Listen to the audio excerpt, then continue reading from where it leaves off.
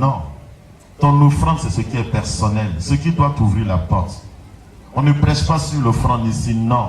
Saint Paul dit, préparez l'offrande même depuis la maison quand vous venez dans la maison du Seigneur. Et David peut dire dans le psaume 20 que l'Éternel se souvienne de vos offrandes. C'est-à-dire quand vous s'aimez dans la maison de l'Éternel, le jour où vous êtes en danger, dit le psaume 41, dehors, le jour où l'orage gronde sur votre vie, appelez l'Éternel et dites, souviens-toi de mon offrande que j'ai fait pour entrer dans ce mois. Ce n'est pas pour venir recevoir la malédiction encore dans ce mois. Seigneur, souviens-toi de mon offrande. Et la Bible dit, s'il se souvient de tes offrandes et de ton sacrifice, en ce moment, il ouvre pour toi les écluses des cieux. Voici l'importance d'une offrande. L'offrande, c'est pour recevoir quelque chose de Dieu. L'offrande, on attend quelque chose en retour.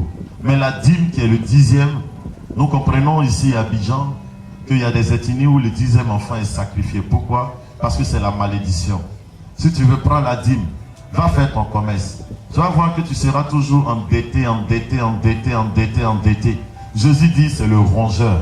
Il rôde autour de ta maison pour dévorer tes biens. Mais lorsque tu fais rentrer cette dîme dans ta maison, tu vas voir que même dehors, tu as un problème de 1 million. Quand on va te donner les 1 million le matin, quand tu arrives à la maison, il y a un problème de 1 million qui t'attend. Parce que le rongeur va toujours prendre ce que tu as refusé de donner à Dieu. Et au finish, tu te retrouves pauvre. Alléluia. Donc l'église ne cherche pas à bouffer votre argent. Saint Paul a dit, nous ne sommes pas là pour prier pour votre argent. Mais nous sommes là pour prier pour vos âmes.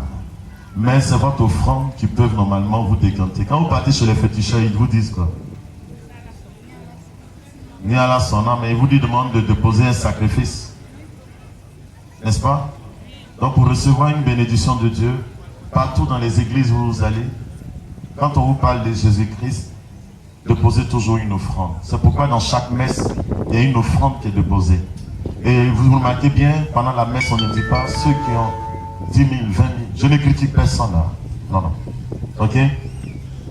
Donc quand on est dans la présence de Dieu, on n'a pas besoin de mettre un montant sur ton offrande. C'est toi qui as besoin de mettre une prière sur ton offrande pour décanter ta situation. Amen. Ici, nous ne prêchons pas pour notre ventre. Non. Ok? On peut aller au paradis ensemble? Excusez-nous, hein, nous les moines, nous les gens, on est un peu haut là-bas. Alléluia. Voilà. Donc nous allons écouter les témoignages.